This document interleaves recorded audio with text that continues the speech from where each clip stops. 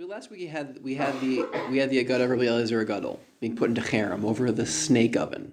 Again, it was called the snake oven. That was the name of the meaning that the rest of Chazal he was fighting over surrounded this oven like a deadly snake.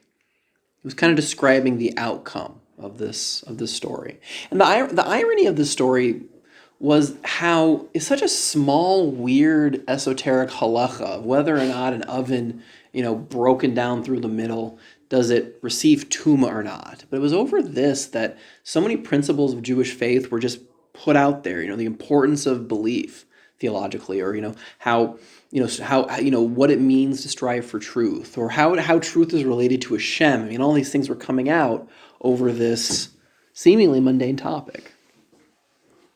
And in the story, just kind of as a recap, we had Rabbi Eliezer was fighting how this thing was tahor, it was pure, and was calling on nature and then heaven to prove his point, that all these miracles he was calling forth from, that the trees should uproot itself, and that the river should turn backwards, and that the very walls of the base medrash should fall, proving that his position was correct. But it was only when he asked for heaven, for Shemayim, to argue in his favor, only then was it that Rabbi Yeshua stood up and said, Torah lo b'Shemayim hi, the Torah is not in heaven.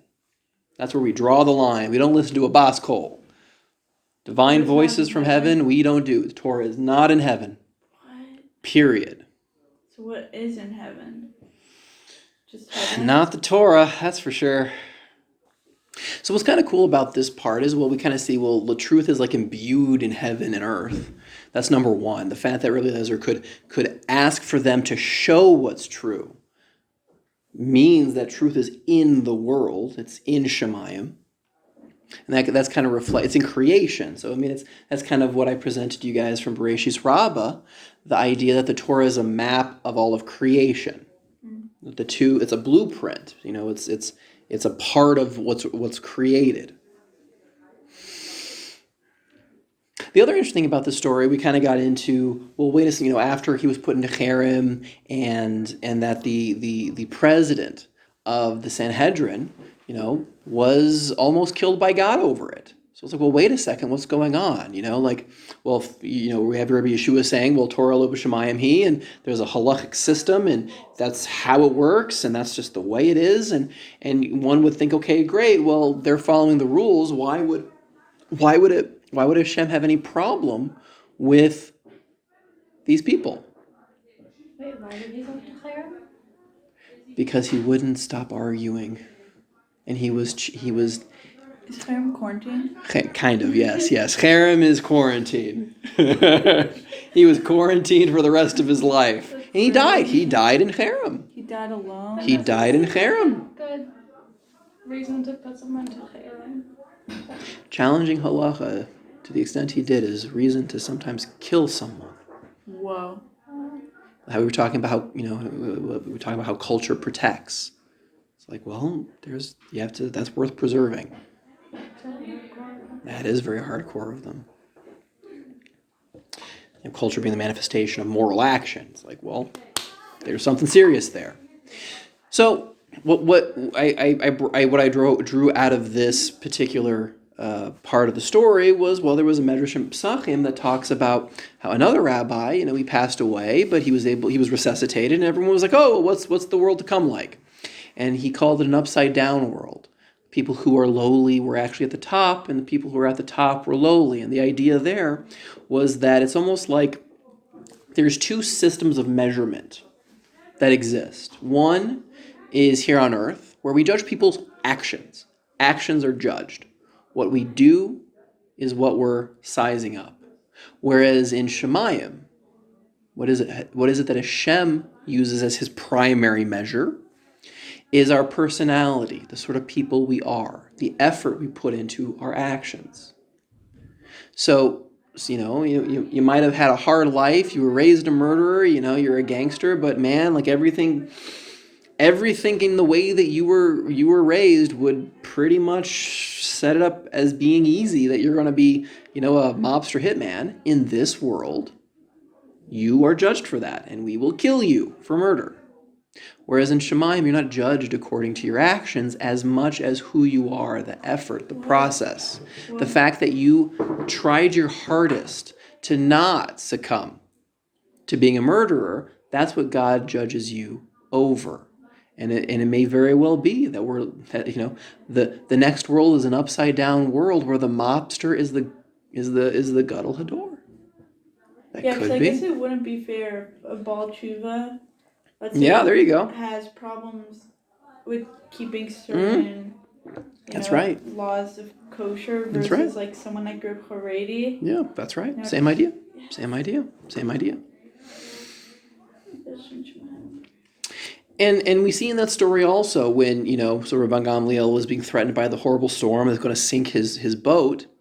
The argument he gives to God is not, we were following halacha, God. That's not what he says at all. He says, God, it wasn't about my own kavod. It wasn't about defending the honor of my father. We were doing this for you. He's making a personal argument to justify his actions because that's what works in Shemayim. That's the proper measure from a God perspective. And then the last part of the story is we see that Rabbi Eliezer HaGadol had married the sister of Rabbi Gamliel, and we learn a lot about the power of prayer. So here, every time that Rabbi Eliezer would daven, his wife would interrupt him between Shemona Esrei and Tachnun, because she knew if the two were ever linked together, her brother, Rabban Gamliel, would die. And one day she messes up. There's a question, was it that a poor man knocked on the door for tzedakah and distracted her, or she thought, oh, it's Rosh Chodesh, there's no Tachnun, whatever it was, she got distracted. And Rabbi Eliezer went straight from Shemona Esrei to Tachnun, and immediately Rabban Gamliel dropped dead. So that says a lot about prayer.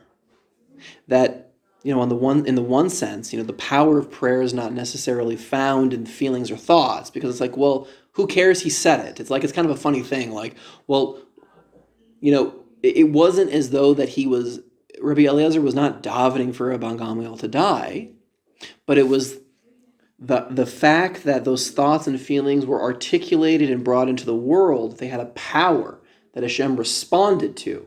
That's a very interesting thought. Prayer, like looking at it from this sense, is an act of creation in the way that we were defining truth based on Rashi, that the idea of creation, the idea of truth in many ways is an act of limiting something. The more restrictions you put on something is the more, from an aesthetic perspective, that's what makes something beautiful. That's what makes music amazing. That music is an act of restriction. That's what creativity is. Oh my God, you're the one that spoke about that? That's what this. Yeah, that was exactly. That was last week. So it's like you think about it this way. Well, we have feelings and thoughts are being joined together. That's a type of limiting. It's almost like thoughts and feelings have a Venn diagram where, well, it's whatever similarities that line up between the two, there's a restriction there, and then we're giving it labels because, well, we're trying to articulate what is this new created idea of thoughts and feelings together, and then it becomes even more specific because, well, we're number one, we're putting it into words. Words themselves are very defined things. A word itself is symbolic. It's a vessel that holds meaning. That's what a word is. That's a very defined, restricted idea, and the more we articulate, the more we define these labels, these words that we have, that's a restriction. That's a limiting, but it's out of that limiting that creation occurs.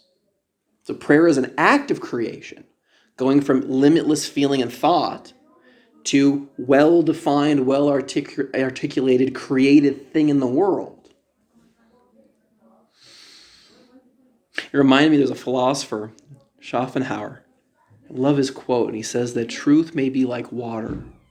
It needs a vessel to carry it. Something like that. That's what limitedness does, to allow truth to come into the world. Truth is like the water, but no, maybe truth is like the vessel. It's what allows the water to be observed, to come about, to be useful. Another way of thinking about it. But can't truth be, I guess how it needs an interpreter, like to say, oh, the whiteboard is white, because someone needs to interpret it, but Yeah. does it always need a vessel to hold it? Because sometimes Well, the words are the vessel. There, in that example, the words are the vessel. I mean, you're defining, by calling it a whiteboard, you're implicitly saying what it does. Yeah. Like the words create the thing. Yeah.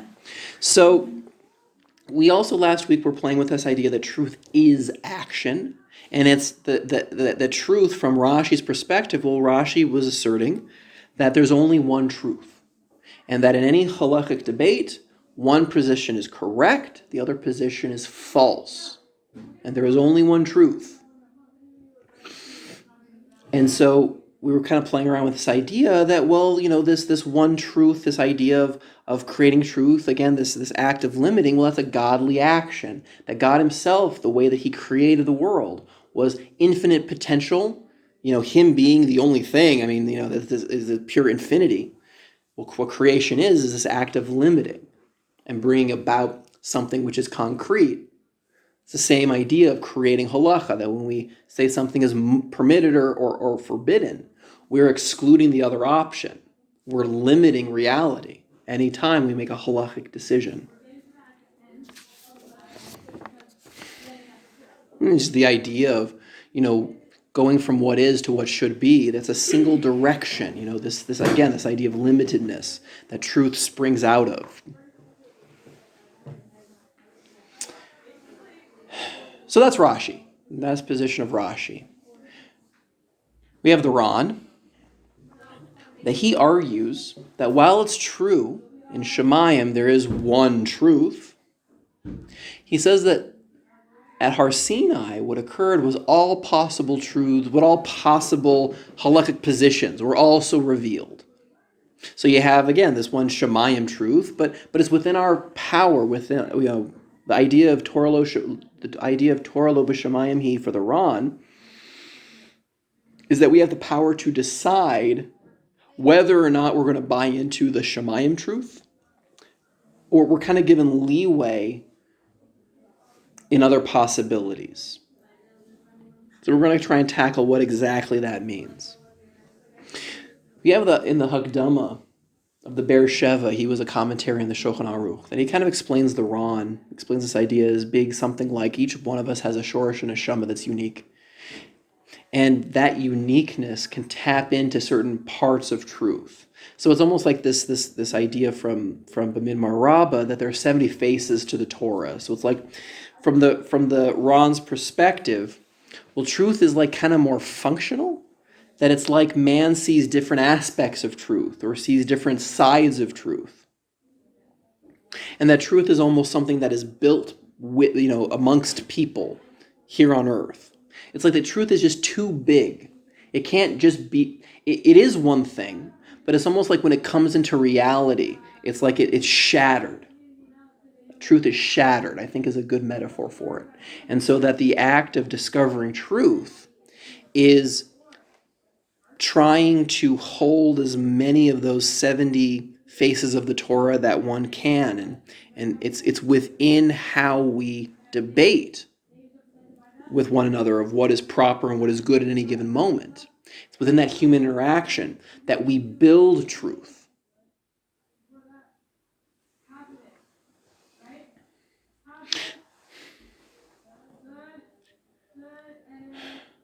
Kind of give you an idea of the complexity of truth. You kind of have the, one way of looking at it from the Ran's perspective.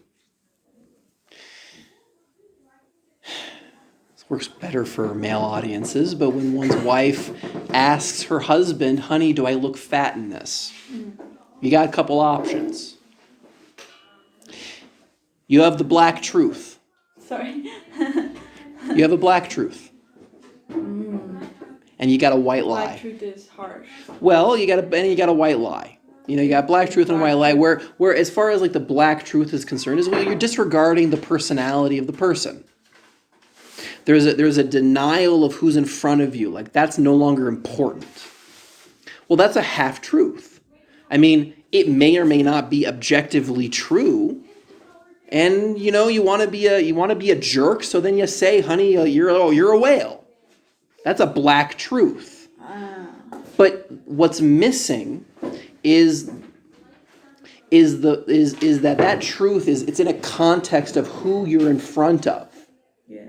There's no objective. So it's like for Rashi, it would come like, well, there is one objective truth, but for the Ron, it's almost like truth is couched in different contexts. That's what gives it different faces. And a white lie is the same thing. I mean, that's overly emphasizing one context, a husband who doesn't want to be yelled at, and preserving shalom bias. So here in this room, honey, you look amazing. Well, that's a white lie. But that's not going to be of service in other contexts. So you go to the wedding, and all of your wife's friends kind of give her the eye and say, "Honey, why, listen, girlfriend, why were you wearing that?" That's a white lie. It doesn't capture all of truth in a context sort of way, in an environment sort of way. So what do you do in that situation? So for the Ron, well, that's kind of the thing, is like for the Ron, these are different manifestations of truth. You don't capture the whole picture. That's kind of the Ron's point, is that you can never really capture the whole picture. Each part of this is true. There is a hard truth. There is personal considerations. There are contextual factors. But that the act of coming to a halachic decision, there's no one right or wrong answer, but it's more of trying to take all of these pieces and build something out of them. So it is something too big to be grasped ultimately. And that is through the halachic system that this kind of fracturing of truth, like I said, this metaphor of truth coming into the world is shattered. Well, what the halachic system does is it trying to pull together as many of those shards and put them together. But each individual has his own way of looking at the world, has their own unique shorosh and neshama, and they're not going to create they're not going to put together the same puzzle. You have the same pieces, but everybody's going to put them together a little differently.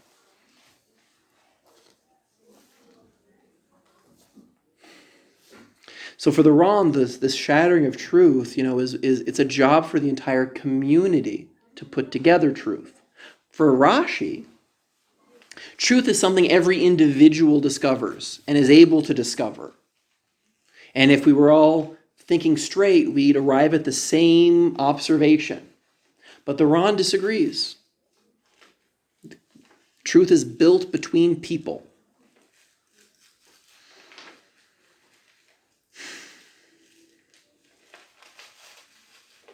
So for Rashi, I guess another way of putting this is that for Rashi, truth is the vessel. Getting back to my quote. It's not so much the water, but it's the vessel itself. There's one vessel, there's one manifestation of truth. Whereas for the Ron, this idea of acting out truth as being building in a communal sense, it's more looking at truth as the water itself. Like the water was spilt on the ground, and what you're trying to do is sponge it up and put it into different vessels.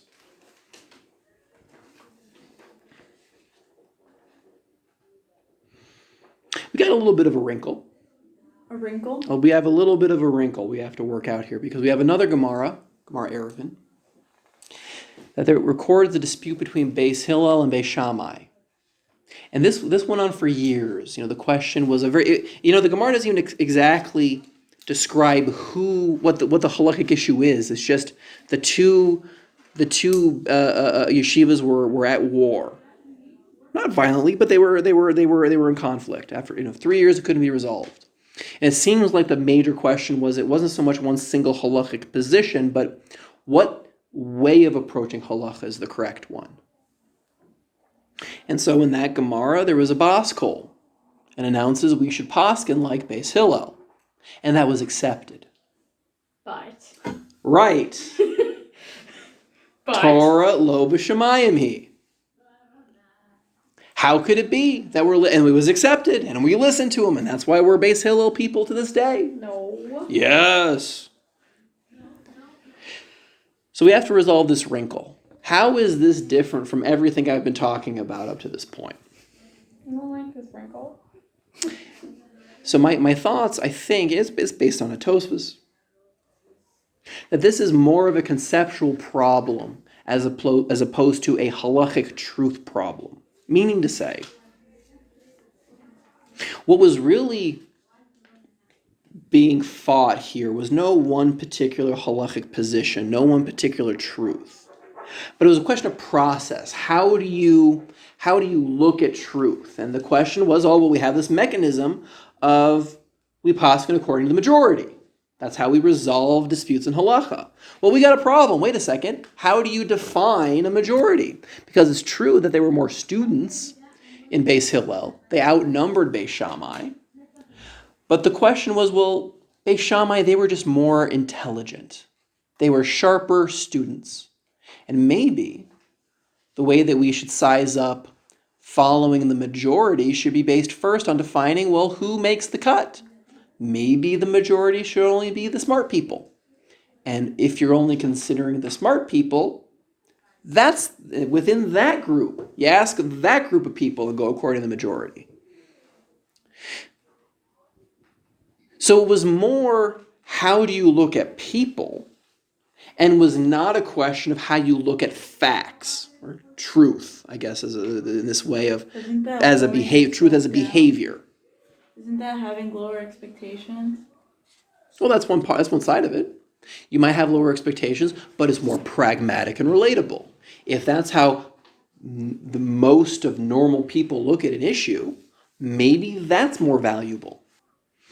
So what I was kind of like, what I found myself comparing this, again, this being, yes, we listen to a Bas Kol based on process, but not on truthful conclusions. That would be the distinction.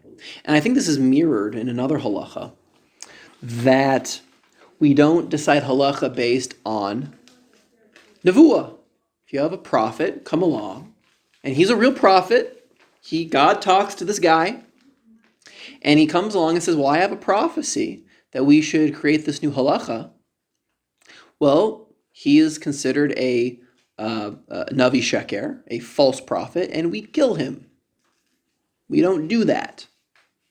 That would be a breach. That would be where an example of breaking the idea of Torah lo b'shamayim hi. We don't decide truthful behaviors based on prophecy. We don't decide truthful behaviors based on a Bas Kol. But what a Navi does do... Define or decide? Decide or define. Both. But what we do, where we do listen to a prophet... My brain is working so slowly. It's okay. You say we don't decide what? We don't decide halacha based on prophecy. Okay. But where we do listen to a Navi is in issues of process. A Navi comes along and says, do tshuva, straighten out your act, guys. So it's more like a guider. Yes. Okay. Yeah. Why is that funny? Yeah. No, it's not funny. That's exactly the point. And that we do listen to a Navi over. Raise up your standards. Invest in the Jewish people. And I mean, all these things have halacha consequences, but they're a process. They're a particular way of looking at the truths that exist. So that we do listen to a Navi about. And that's the same thing as this Bas Kol. That passing like Beis Hillel, considering majority over a higher expertise, that's a process question. How do you look at this pool of truths? Mm-hmm. So I think it's a very similar concept. The last wrinkle, finishing off this idea of elu ve'elu, is what do you do in non-halachic works, where there's a medrash in Gemara Gittin that is struggling with trying to figure out what was motivating this Maisa, this Pilegesh Begiva. It's a story in Nach where a Pilegesh, for lack of a better term, a Pilegesh is a woman who's half. It's a category of marriage that's not kiddushin. It would be the difference between the way that Judaism looks at marriage versus how secular culture looks at marriage. Secular marriage is actually being a pilegesh. And so it's a very different idea. It's two ways of marrying a person. We only, today, in today's day and age, we only allow kiddushin. We demand that men take responsibility for women, and we demand that women take responsibility vis-a-vis their husband. There's different, but how that's outlined, it's outlined differently, different types of responsibility, but ultimately the main idea of kiddushin is taking responsibility for another human being, which doesn't exist for pilegesh. So sparing you the details about this incident in Nach, she was brutally murdered. Oh, it's the one with Benjamin. Yes, exactly. And the tribe of Binyamin were devastated because it was just an atrocity. I mean, it was just a horrible incident. And so in Gemara Gittin, they're trying to figure out, well, man, like what motivated this? You know, like why did it end up this horrible guy hurt his wife this way? And there were two different positions presented in the Amoraim. And so, you know, there was one. Avyasar had Avyasar had his idea. Rabbi Yonasan had his idea, and they were different explanations for what was going on. So one day, Rabbi Avyasar was hanging out and runs into L.C.W. He says, "Hey, L.C.W, what's going on, man? What's God talking about?" And L.C.W. says, "Oh, well, Hashem right now is reviewing the dispute you have with Rabbi Yonasan." Well, that's interesting. Well, what does he say? God says both. Huh.